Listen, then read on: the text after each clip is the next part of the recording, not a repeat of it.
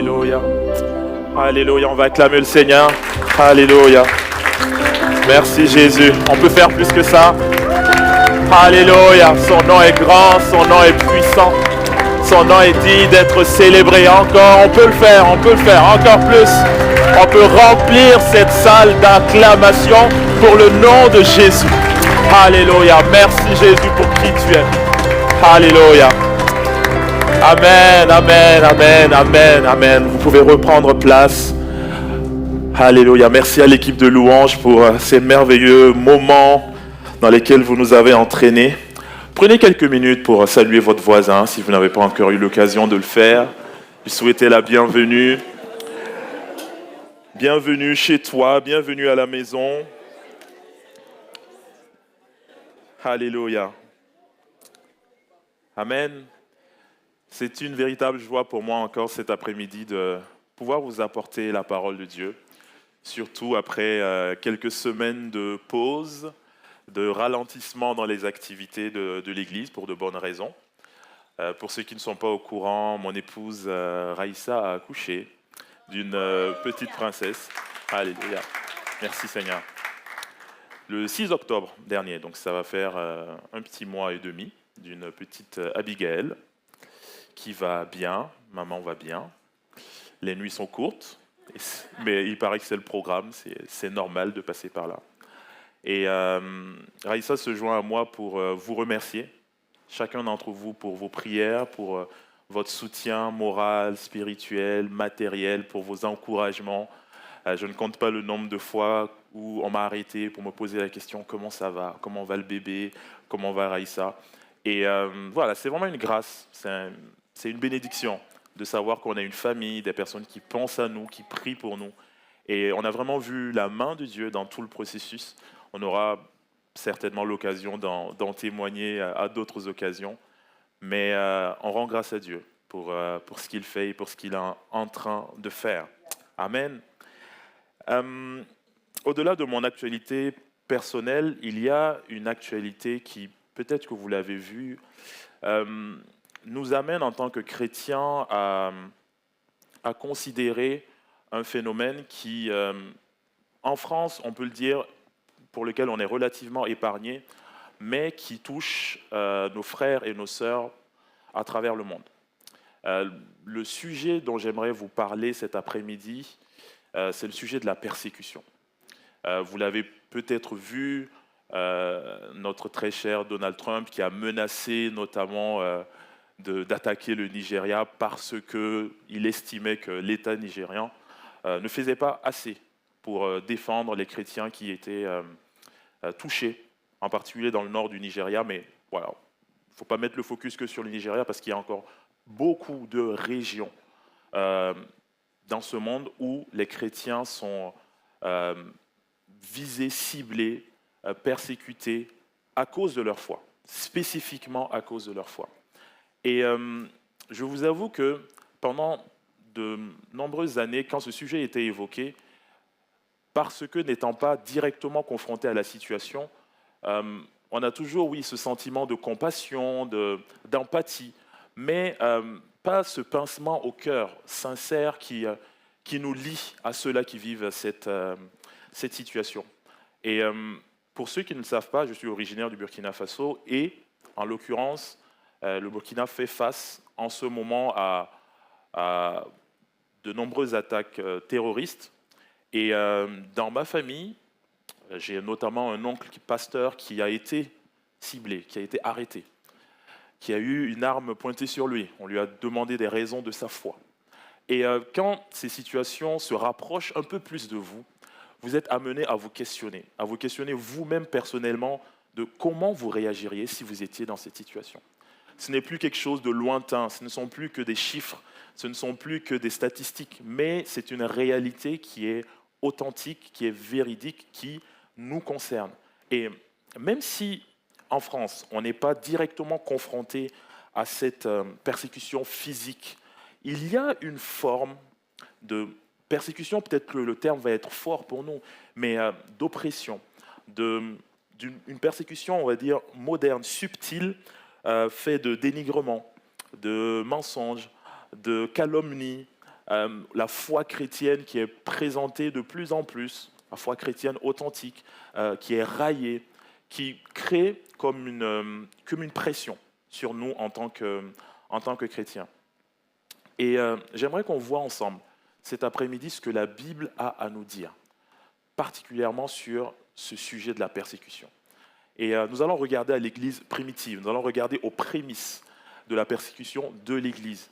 Et je veux vous partager trois vérités qui m'ont percuté quand j'ai médité sur ce passage.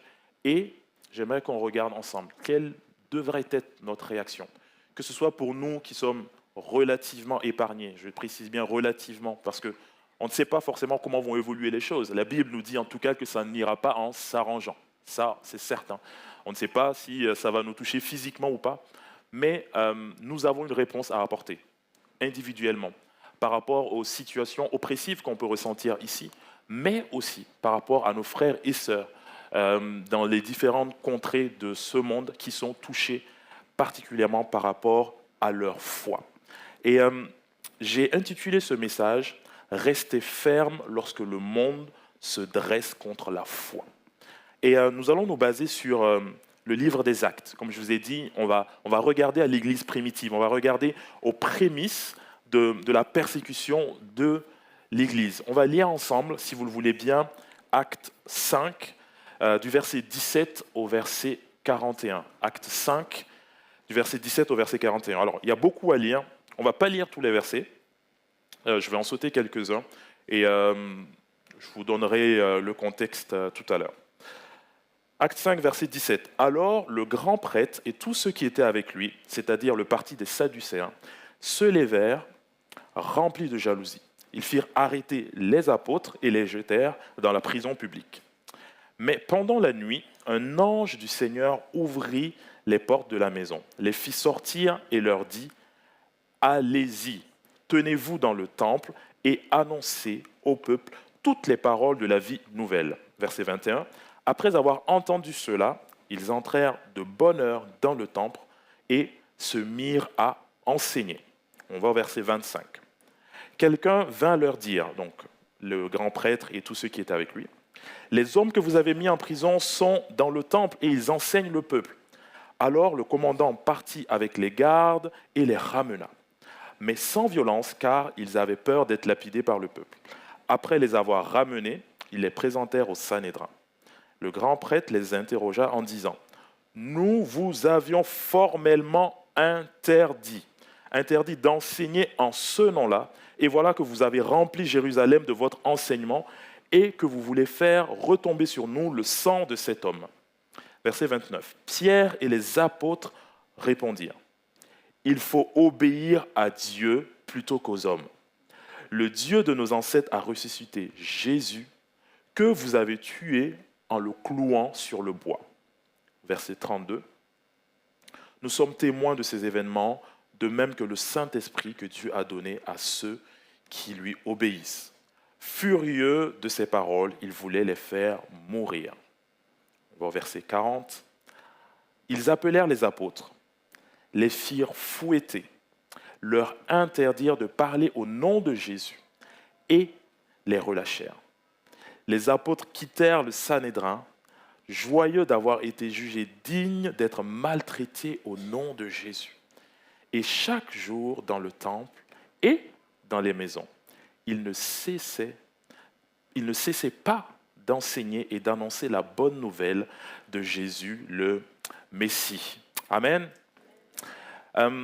Pour vous remettre dans le contexte, on parle ici des apôtres de l'Église primitive. On a eu quelques prédications sur Acte 2, 42. Donc là, on se trouve dans Acte 5, un petit peu après les fondations de l'Église qui ont été posées, le Saint-Esprit est arrivé, les choses commencent à se mettre en place et ça crée de la jalousie. Vous l'avez vu comme moi. Et ça crée de la tension. Avant cet épisode-là que nous venons de lire, les apôtres avaient déjà été bousculés parce qu'ils avaient guéri un homme. Mais à ce moment-là, du fait que la foule était en liesse, la foule était en joie, ils ne vont pas forcément oser aller un peu plus loin comme ça a été le cas ici en les emprisonnant, en les fouettant. Il leur avait simplement interdit de prêcher au nom de Jésus, de parler au nom de Jésus. Et la première vérité que j'aimerais vous laisser en ce qui concerne la persécution, c'est qu'à travers le chrétien, c'est Christ lui-même qui est visé. C'est Christ lui-même qui est persécuté. On vient de lire que le Sanhédrin, tous ces grands prêtres et tous ceux qui l'accompagnent, ils reprochent aux disciples de Jésus d'annoncer le nom de Jésus. Ce qui les perturbe, ce n'est pas en soi qu'ils enseignent, même s'ils sont interloqués par le fait que ce ne sont pas des personnes qui ont fait des grandes études, à l'époque, qui n'ont pas été suivies par un rabbi classique, mais c'était le fait qu'ils annonçaient ce que Jésus lui-même leur avait laissé.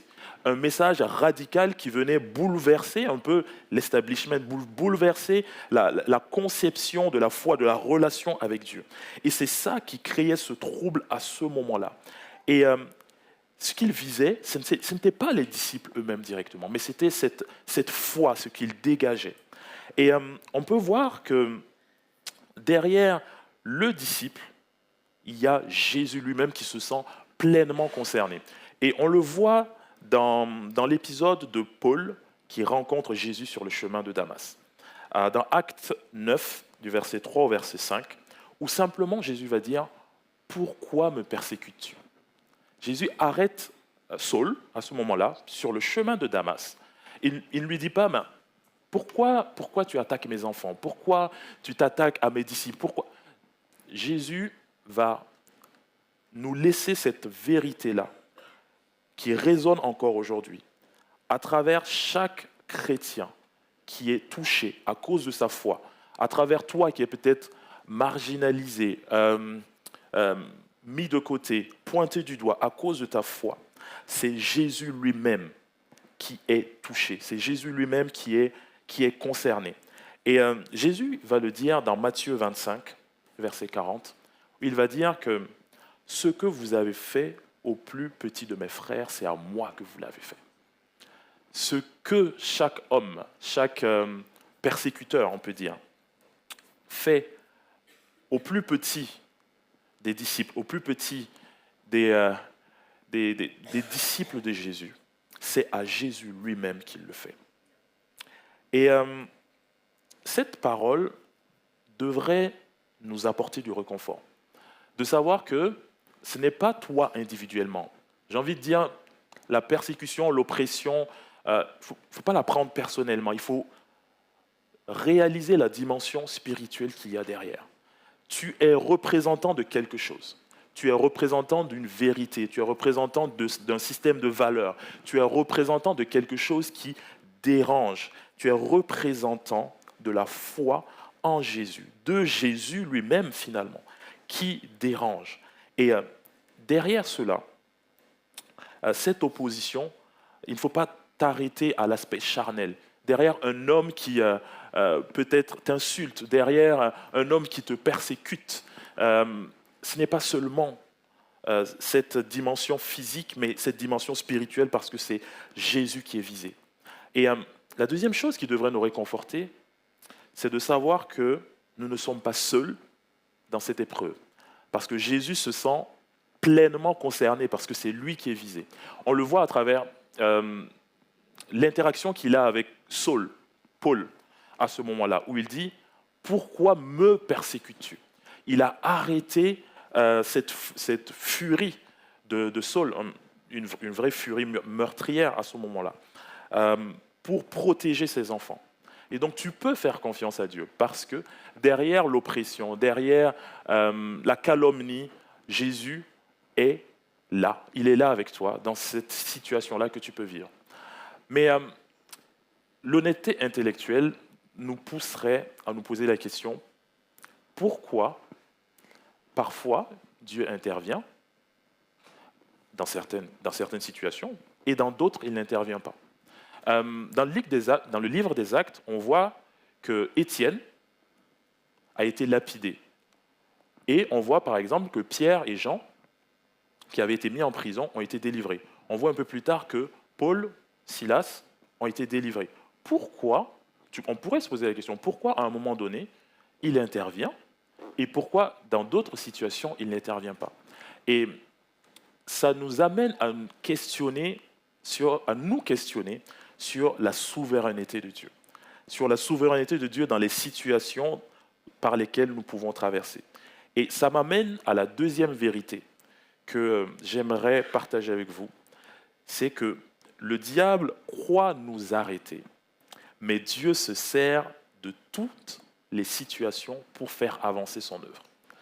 Euh, on n'a pas forcément l'explication exacte à chaque instant de pourquoi Dieu n'intervient pas. Mais il y a une vérité qui est sûre, qui est certaine, c'est que Dieu est souverain. Il est capable de le faire. Il a pouvoir sur toute chose.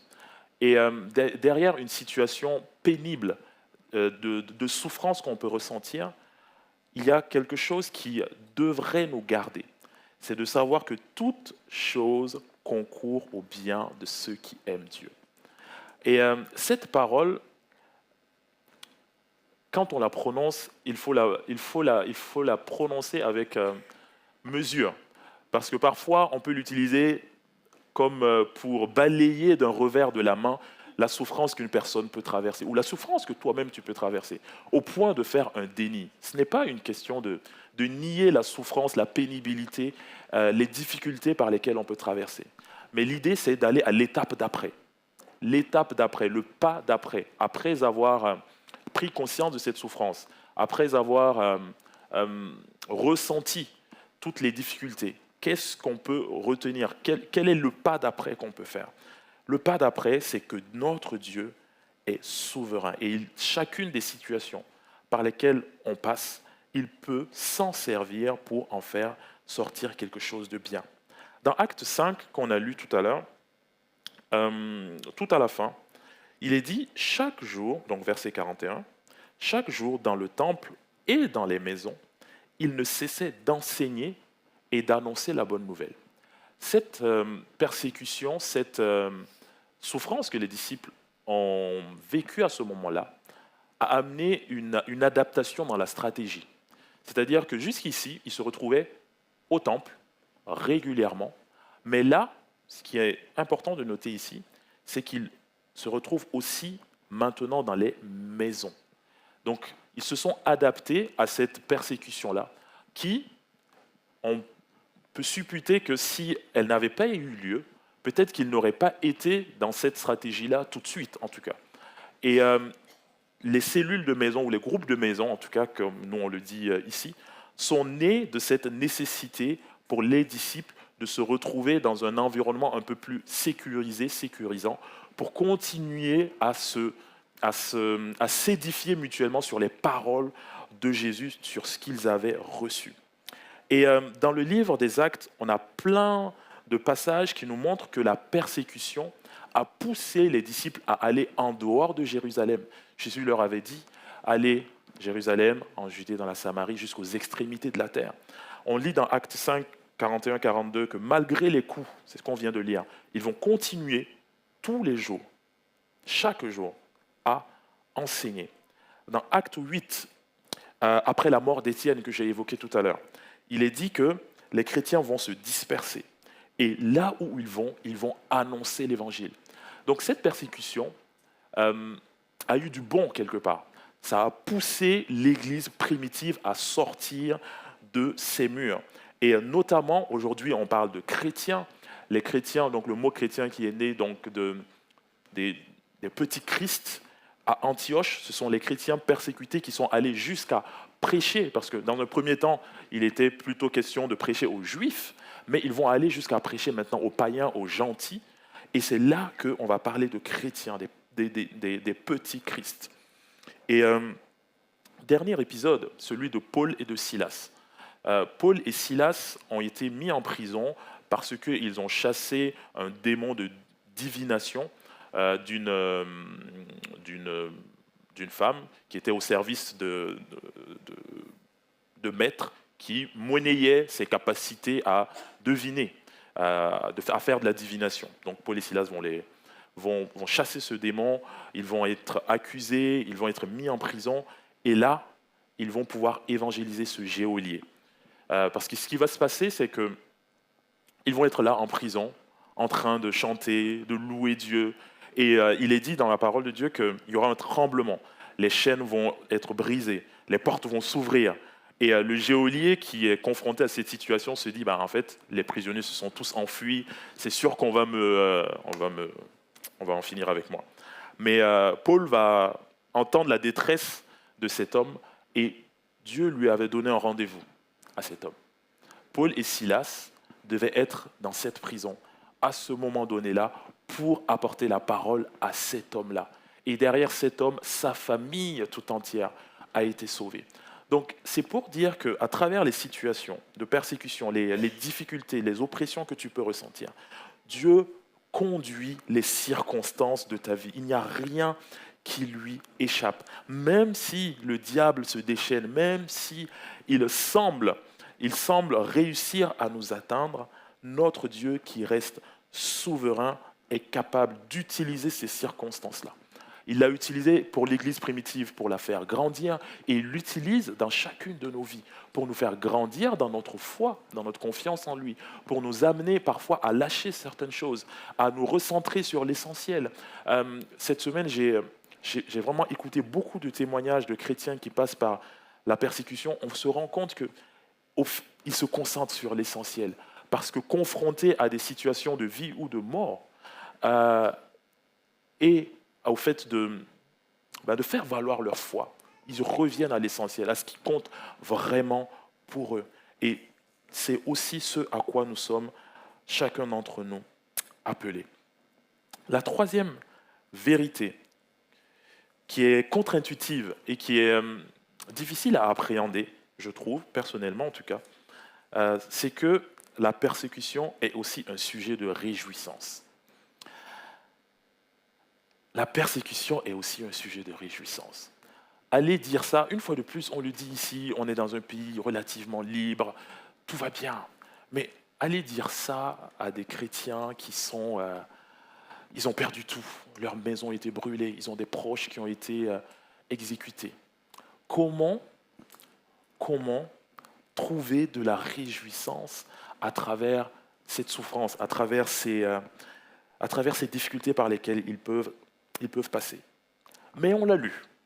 On est d'accord? Dans Acte 5, verset 41, on l'a lu tout à l'heure. Les apôtres quittèrent le Sanhédrin, joyeux d'avoir été jugés dignes d'être maltraités pour le nom de Jésus. Quelle peut être la source d'une réjouissance malgré des circonstances difficiles, malgré la douleur? On a un premier indice ici dans ce passage. On peut se réjouir parce que nous marchons dans les pas de Jésus. Nous marchons dans les traces de Jésus. Et c'est à cela qu'il nous a appelés. Il a dit, vous prenez votre croix et suivez-moi. Et les difficultés par lesquelles on peut passer à cause de notre foi, Jésus ne nous l'a pas caché. Mais alors là, pas du tout. On a tellement de passages où Jésus avertit. Il avertit ses disciples. Il leur dit, ce n'est pas si le serviteur n'est pas plus grand que le maître. S'ils m'ont persécuté moi, il en sera de même pour vous. Ils m'ont rejeté moi, Jésus, alors ils vous rejetteront vous aussi. Et donc c'est un synonyme, les difficultés ou les souffrances, la persécution qu'on peut vivre en tant que chrétien à cause de notre foi, important, sont un synonyme de l'authenticité aussi de notre foi. Et ça, c'est un sujet de réjouissance. De savoir que c'est parce que je me tiens sur les valeurs du royaume, c'est parce que je choisis de marcher pour Jésus, que je suis persécuté, marginalisé, devrait produire en nous de la joie. Et la joie du royaume est plus forte que la haine. La haine devrait être, humainement parlant, la réaction qu'on aurait. Et comme je le disais tout à l'heure, en écoutant beaucoup de témoignages de chrétiens qui passent par la persécution physique, la haine, c'est le premier sentiment qui jaillit de leur cœur. Ce sont des chrétiens. Mais la souffrance vient toucher un point qui fait jaillir cette haine. Mais en tant que chrétien, parce qu'ils passent par un chemin de reconstruction qui peut être plus ou moins long, ils arrivent à un point où ils peuvent regarder les persécuteurs dans les yeux et leur dire que je vous pardonne. Je n'ai plus rien dans mon cœur contre vous. Et c'est extraordinaire de voir l'œuvre que Dieu fait dans le cœur d'hommes et de femmes qui ont connu des souffrances particulières et qu'on ne peut qu'imaginer en vérité quand on ne l'a pas vécu. Mais de se dire que Dieu les prend à un point où leur vie était détruite à cause de cette souffrance et les amène à un point où ils sont capables de tendre la main à quelqu'un qui les a persécutés. Et cette lumière-là, c'est une lumière dans les ténèbres, parce que ce qu'ils ont vécu, ce qu'ils vivent, c'est vraiment des ténèbres. Cette lumière-là, elle est divine, elle est surnaturelle. Et on a besoin, vous comme moi, et nos frères et sœurs qui vivent cette persécution physique, en ont besoin. C'est cette lumière qui vient par le Saint-Esprit, qui nous rend capables de manifester un sentiment qui est, une fois de plus, surnaturel. Parce que humainement, on ne peut pas manifester cette joie. Même si on essaie de le rationaliser, rationnellement, on ne peut pas. On a besoin d'une dimension supérieure. On a besoin d'un soutien extérieur qui nous amène à manifester cette joie. Amen. Maintenant qu'on a vu ces 3 vérités bibliques en ce qui concerne la persécution, j'aimerais que nous regardions ensemble l'attitude que nous devrions avoir, vous comme moi, par rapport aux situations oppressantes qu'on peut ressentir.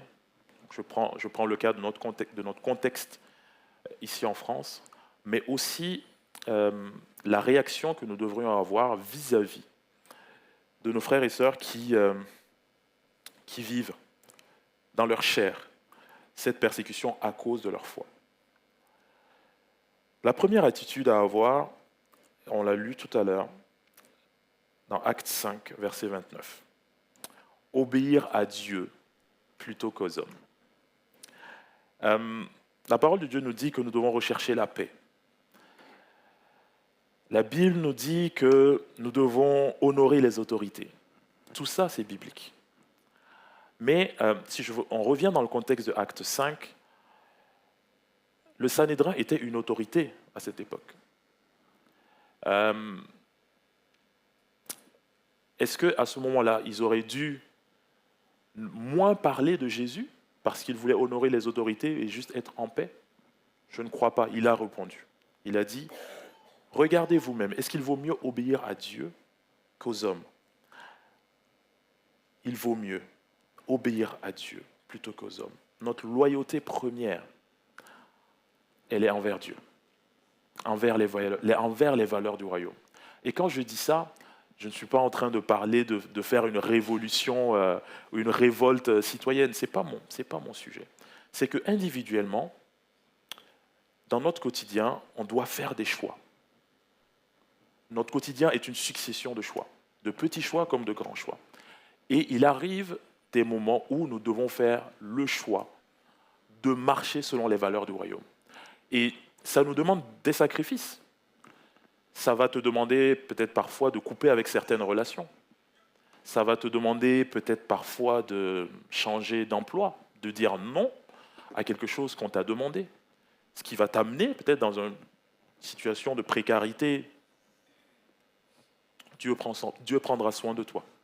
Si tu choisis d'obéir à sa parole plutôt qu'à des injonctions que tu sens, que tu connais être contraires à sa volonté.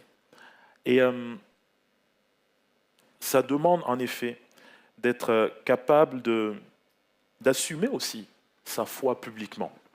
Et ce n'est pas évident en France, parce qu'on a le système de la laïcité qui est évoqué de droite à gauche, avec des compréhensions diverses. Je ne vais pas rentrer là-dedans, mais on a plutôt une culture où on est poussé à vivre notre foi de façon caché, intimiste.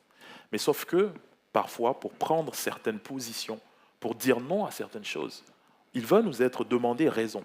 Pourquoi?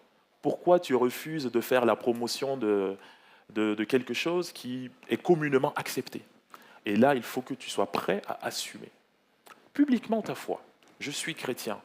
Je crois en Jésus-Christ. Je crois que les valeurs du royaume sont nécessaires. Je choisis de marcher selon ces valeurs-là, sans vouloir imposer quoi que ce soit à quelqu'un. Mais je fais le choix, moi, un choix personnel, de dire non quand il faut dire non, de dire oui quand il faut dire oui, bien sûr, mais qui va nous pousser, souvent, quand on dit non, en tout cas dans le monde dans lequel on est, à être marginalisé, mis de côté. Ça va aussi parfois susciter des questions de vos collègues qui vont peut-être venir vers vous, peut-être en savoir un peu plus sur votre foi. Donc, une fois de plus, derrière une situation peut-être de souffrance temporaire, ben, Dieu peut ouvrir une porte pour parler à quelqu'un. Hein, tiens, la position que tu as eue tout à l'heure de refuser de maquiller les comptes, ben, ça m'a interpellé. Pourquoi les 3 derniers collègues qui sont passés avant toi l'ont fait. Pourquoi toi, tu refuses de le faire? Tu peux, à ce moment-là, c'est une brèche qui s'ouvre. Tu peux parler de ta foi. Je crois en Jésus. Je dois être honnête. Je ne peux pas m'agouiller parce que je suis enfant de Dieu. La deuxième attitude, c'est de pouvoir défendre sa foi. Ça découle de choisir d'obéir à Dieu, de savoir défendre sa foi avec respect et assurance. J'étais personnellement impressionné par ce Pierre. Le Pierre que l'on voit ici, c'est le même Pierre qui, quelque temps avant, a renié Jésus. C'est quoi la différence entre le Pierre qui, par 3 fois, je ne le connais pas, non, je ne le connais pas, non, je ne suis pas du tout un disciple de Jésus. Ce même Pierre qui arrive à avoir cette audace devant le Sanhédrin, à tenir ses propos directs, vraiment incisifs, où il va prêcher à ces hommes qui ont,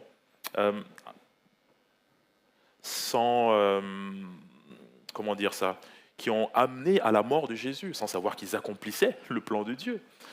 Une fois de plus, Dieu fait concourir toutes choses à notre bien, à l'avancement de son œuvre. Et comme Pierre, pour pouvoir répondre, défendre notre foi avec respect et assurance, on a besoin du Saint-Esprit. Et je nous invite, je vous invite quotidiennement à demander le secours du Saint-Esprit quand vous sortez de chez vous, à vous dire que quand il me sera demandé, question de ma foi, Seigneur, donne-moi les mots justes, donne-moi la bonne approche, donne-moi l'audace aussi, le courage à ce moment-là de ne pas flancher. Demandez pardon, Seigneur, la dernière fois, je n'ai pas été bon. Seigneur, aide-moi. La prochaine fois que l'occasion se présentera, de pouvoir être précis, aiguisé, parler de ma foi avec respect, sans être dans l'attaque, sans être dans la provocation, mais simplement avec un cœur droit devant Dieu et sincère, honnête, partager cette foi-là. Et on a d'autres épisodes comme ça dans le livre des Actes. Il y a Paul qui avait été arrêté dans le temple quand il ramenait notamment la collecte qui avait été faite par les églises d'Asie pour soutenir l'église de Jérusalem. Il est arrêté, il est amené devant le gouverneur Félix. Et là, il y a quasiment, je vois Urbain, il y a quasiment un plaidoyer qui se fait à ce moment-là. Il y a les détracteurs de Paul qui se présentent, qui disent que Paul va créer du trouble. Et Paul, de façon magistrale, il va défendre sa position avec la justice, des éléments pas seulement liés à la foi, mais avec les éléments de la loi de ce moment-là, mais sans renier sa foi. Parce qu'on l'accusait aussi de sa foi. Ce Paul-là, il annonce un message qui est trouble, qui est différent de celui qu'on entend du message officiel juif. Et c'est ce que les accusateurs de Paul vont dire. Mais Paul va dire, déjà, je ne vais pas créer de trouble. Je ne crée pas de trouble parce que j'étais juste là. J'ai ramené ce que j'avais collecté. Et oui, je suis Jésus. Et je n'ai fait de mal à personne en suivant ce Jésus. Et ce Jésus-là, je vous l'annonce. Et ça va encore ouvrir une brèche où Paul va pouvoir prêcher l'évangile à cet endroit-là. Donc oui, défendre notre foi avec respect et assurance en comptant sur le Saint-Esprit. Troisième attitude que nous devrions avoir vis-à-vis de la persécution. Et ça nous concerne nous particulièrement, qui sommes dans un pays libre, c'est de chérir la liberté que nous avons aujourd'hui. Quand vous réalisez qu'il y a des chrétiens dans ce monde qui ne peuvent pas avoir une Bible sous le bras quand ils sortent de chez eux, qui, pour certains, ont des pages de la Bible, que des pages, parce qu'ils le cachent pour pouvoir le lire, qui doivent faire des kilomètres pour se rendre au culte. Cela doit nous responsabiliser. Nous, chrétiens, qui sommes dans un pays relativement libre, nous avons le droit d'aller à l'église. On a le droit de prier publiquement. On peut prier pour des gens sur la place publique, à la place de la Bastille, dans le métro. On a le droit de le faire. Quelle est notre attitude vis-à-vis de cette liberté qu'on a aujourd'hui et que nos frères et sœurs n'ont pas? Est-ce qu'on attend de perdre cette liberté pour la chérir, pour en tirer le maximum? Aujourd'hui, on prie que ce deuxième culte soit rempli.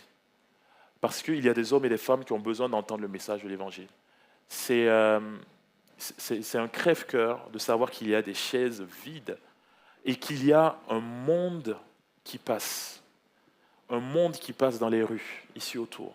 Mais au-delà des rues, ici autour, ton voisin de palier, celui qui est assis à côté de toi à la cafétéria, à chaque fois que tu y vas, celui que tu rencontres dans le métro parce que vous le prenez systématiquement à la même heure, qui vous dit bonjour.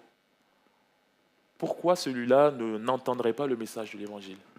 Pourquoi Dieu vous met sur son chemin? Vous avez cette liberté de pouvoir lui parler. Nous avons cette liberté de pouvoir nous réunir ici.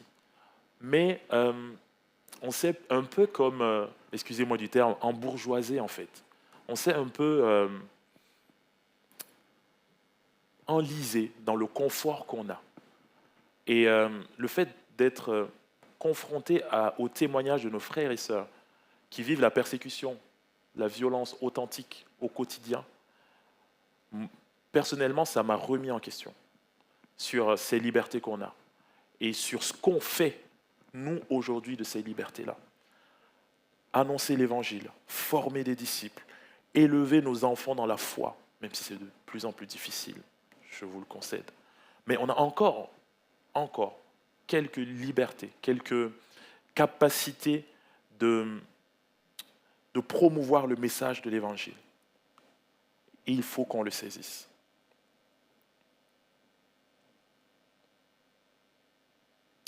Deux derniers éléments que j'aimerais vous laisser par rapport à l'attitude qu'on devra avoir vis-à-vis de la persécution.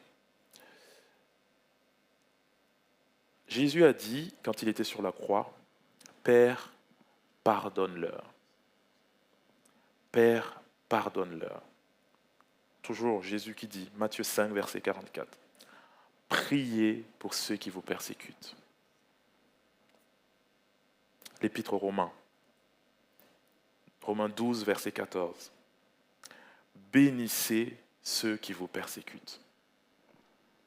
Tous ces versets, ces passages nous rappellent qu'en tant que chrétiens, vis-à-vis de la persécution, de l'oppression, des conflits liés à notre foi, nous sommes appelés à aimer, à pardonner et à manifester ce que Jésus a manifesté quand il était sur cette croix. Père, pardonne-leur parce qu'ils ne savent pas ce qu'ils font. Une fois de plus, quand j'évoque ces choses, je ne peux m'empêcher de penser à mes frères et sœurs qui vivent dans leur chair ces souffrances-là. C'est quelque chose qu'on ne peut pas juste leur balancer comme ça. Oui, tu devrais pardonner. Tu devrais pardonner. oui, pardonner, ça passe aussi par un processus. Peut-être que tu as été blessé particulièrement par l'attitude de quelqu'un vis-à-vis de ta foi. Et tu te dis, je n'arrive pas encore à pardonner. J'ai envie de te dire que le pardon, c'est un processus. Tu aspires à pardonner, tu as déjà fait un premier pas. Tu n'es pas encore arrivé aujourd'hui au point où tu peux dire de façon authentique, je l'ai pardonné, j'ai relâché cette personne dans mon cœur. Je n'ai plus de grief contre elle dans mon cœur.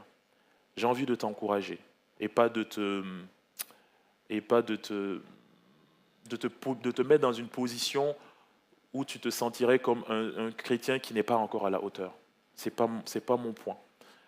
Je crois que Dieu nous prend quand on a été victime, quand on a été touché dans notre chair ou même dans notre âme par de l'oppression.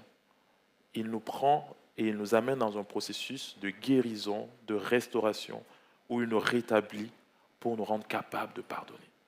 Donc si tu es dans ce cheminement, dans ce processus-là, je ne veux pas te culpabiliser. Mais je veux t'inviter à ne pas rester au point où tu en es. D'aller jusqu'au bout du processus. D'aller jusqu'au bout du processus où tu seras capable de prier pour celui qui te persécute. Où tu seras capable de bénir avec authenticité, pas du bout des lèvres, une fois de plus. Dieu, ce qui l'intéresse, c'est notre cœur. Être capable de bénir de façon authentique celui qui te persécute. Et la 5e attitude que j'aimerais vous laisser, et on finira tout à l'heure en priant. La 5e attitude, c'est de prier. De prier. Prier pour l'Église qui est persécutée. On va le faire ensemble tout à l'heure. Mais aussi, vous-même, de prier en tout temps. La parole de Dieu nous dit, priez sans cesse. Priez en tout temps. Et j'ai été personnellement interpellé par l'attitude de Paul et Silas, qui sont en prison, enchaînés, pieds et poings liés. Et qu'est-ce qu'ils font? Moi, soyons honnêtes, j'aurais été en train de compter, de penser à mes proches qui sont peut-être inquiets pour moi, peut-être dans le trouble. Mais à ce moment-là, Paul et Silas sont dans une dimension où ils sont en train de louer Dieu et de chanter. Je me dis, les autres prisonniers doivent être en train de dire, on a 2 fous avec nous. Ils sont pieds et poings liés, et le passage nous dit qu'on les avait mis dans le coin le plus reculé de la prison. Donc c'était vraiment l'endroit, on peut dire, le plus froid, le plus glauque, le plus... c'était pas un hôtel 5 étoiles. Cette capacité de prier et de louer Dieu, elle venait de l'intérieur. Elle venait certainement pas de circonstances extérieures. Ils pouvaient louer Dieu, prier. Et le résultat de cette louange et de cette prière, c'est ces murs qui tremblent. C'est cette prison qui s'ouvre. Et j'ai envie de te dire que quand tu pries, il y a des murs spirituels qui tremblent. Il y a des prisons spirituelles dans lesquelles les portes s'ouvrent. Peut-être une personne pour laquelle tu pries pour qu'elle rencontre Jésus, qui t'a peut-être persécuté. Je t'assure que ta prière, qui peut être parfois comme un petit coup de marteau sur un mur, à un moment donné, l'accumulation des petits coups de marteau sur le mur vont faire tomber ce mur. Donc je veux t'encourager à ne pas te relâcher dans la prière et à prier sans cesse. Et avant de passer à ce temps de prière, j'aimerais qu'on regarde, si la vidéoprojection est prête, j'aimerais qu'on regarde le témoignage d'un pasteur qui m'a interpellé et que j'avais à cœur de vous partager, si on a le son. Ah, tu peux éteindre. Non, on n'a pas le son. On pourra remettre au début, si tu veux bien.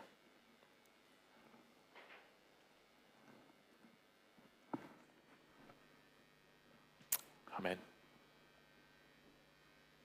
Alors, en attendant que la technique se remette en place,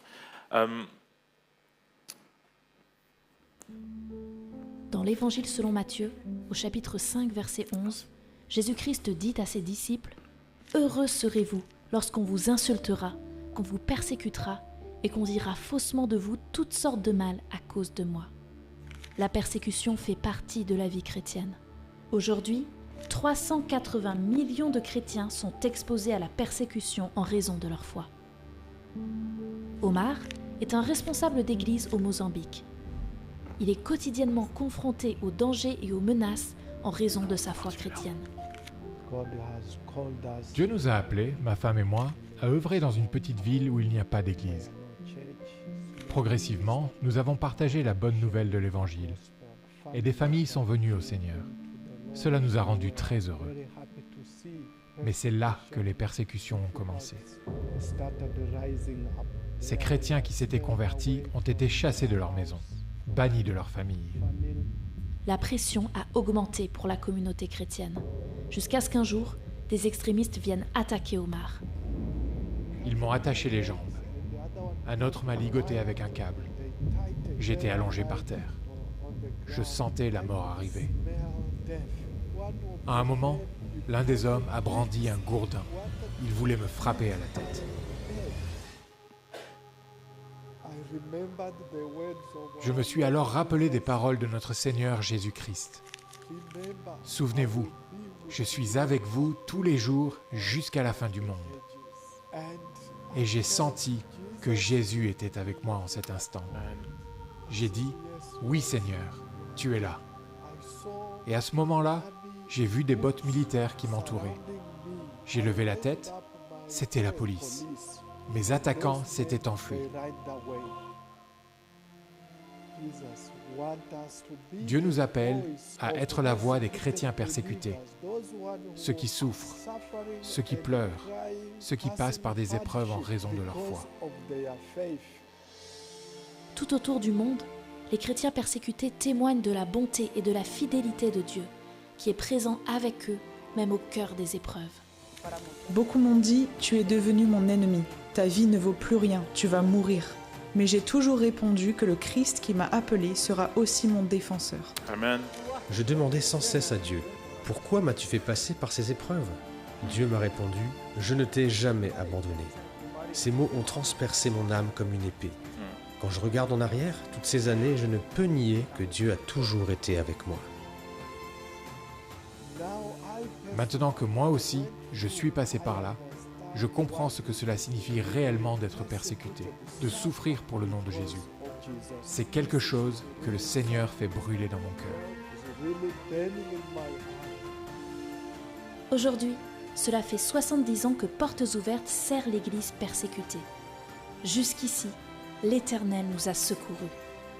Remercions-le pour sa fidélité. Amen. Amen. Ces hommes et femmes que vous avez vus sont des chrétiens comme vous et moi. Et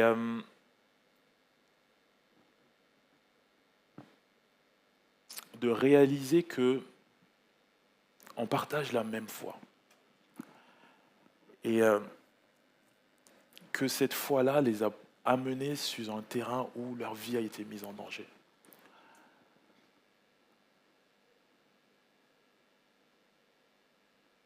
On ne peut pas rester indifférent par rapport à ça.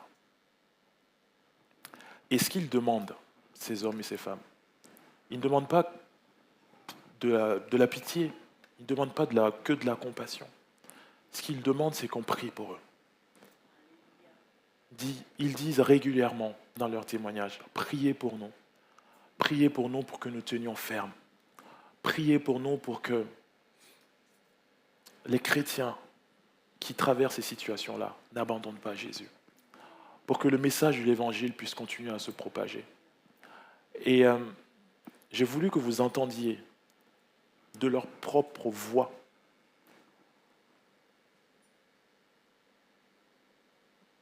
pour que chacun, nous puissions mesurer, comme je l'ai dit tout à l'heure, le privilège que nous avons ici, en France, de pouvoir annoncer l'Évangile.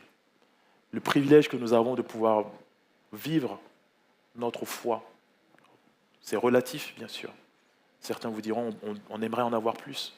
Mais comparativement à cela, on ne peut pas rester sans rien faire. On ne peut pas juste... on ne peut pas juste laisser passer ces opportunités que nous avons. Et je vais demander à l'équipe de louange de venir. Et on va se lever tous ensemble, si vous voulez bien.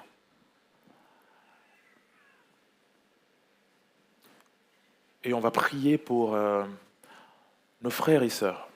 Et j'insiste sur le terme frères et sœurs. Nous faisons partie de la même famille. Ce n'est pas parce qu'ils sont lointains que leurs conditions, leur situation ne devraient pas nous concerner. Et comme je l'ai dit tout à l'heure, ce qu'ils demandent, c'est qu'on prie pour la persévérance, pour qu'ils puissent persévérer dans la foi. Qu'on prie pour ceux-là qui sont emprisonnés, pour qu'au niveau des autorités, il puisse y avoir une réelle justice, qu'ils puissent être libérés. Prier pour leur protection aussi, c'est ce qu'ils nous demandent. Que Dieu les soutienne dans leur foi et qu'ils gardent l'espérance. Si vous voulez bien, on va élever la voix, tous ensemble, en pensant à ces frères et sœurs-là, et on va prier pour eux. Alléluia. Seigneur, merci parce que c'est un privilège et une grâce de pouvoir vivre dans une saison où les témoignages peuvent parvenir jusqu'à nous par des moyens audiovisuels. Mais cette grâce nous donne une grande responsabilité. Nous ne pourrons pas dire que nous ne savions pas. Nous ne pouvons pas dire que nous ne savons pas. Alors, Seigneur, nous voulons nous unir d'un même cœur avec ces frères et sœurs qui sont harcelés, attaqués.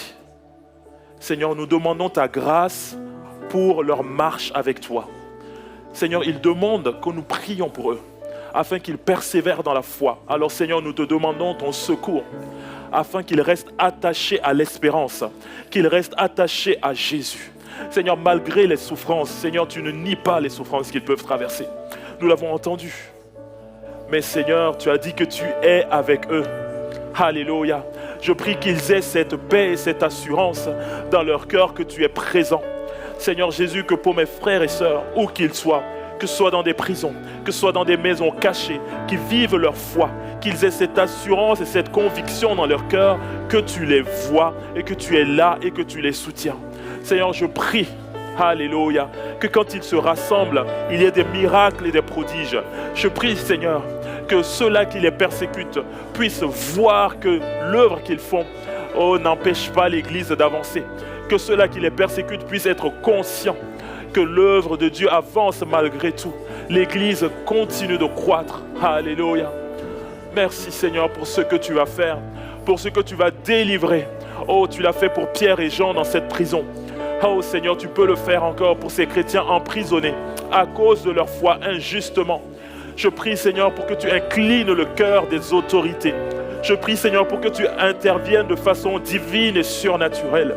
Afin que Seigneur, dans des situations complexes, dans des situations que nous ne maîtrisons pas, tu inclines le cœur d'un homme, tu inclines le cœur d'une femme en faveur de ton enfant, afin qu'il soit délivré.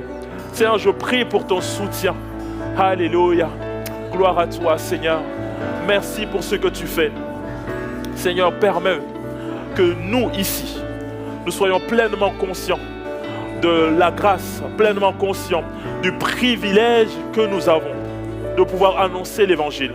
Que nous soyons pleinement conscients, pleinement impliqués, parce que réalisons la grâce que tu nous fais d'être dans ce pays où nous pouvons annoncer l'Évangile, où nous pouvons parler de toi, où nous pouvons appeler les hommes et les femmes à venir à Jésus.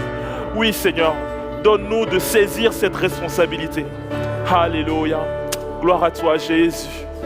Inventer la victoire. Alléluia. Gloire à toi Seigneur. Alléluia. Alléluia. Tu l'as remporté pour moi. La mort ne t'a pas vaincu. Toi le roi des cieux. Sois le roi ressuscité, sauveur assis sur le trône. Alléluia. Tu es ressuscité. Tu es ressuscité.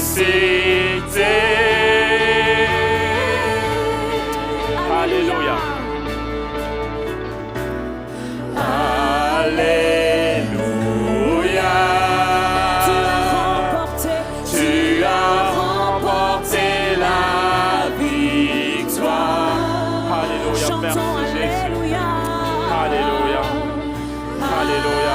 Ton nom soit béni Jésus. Alléluia. Alléluia. Tu l'as remporté.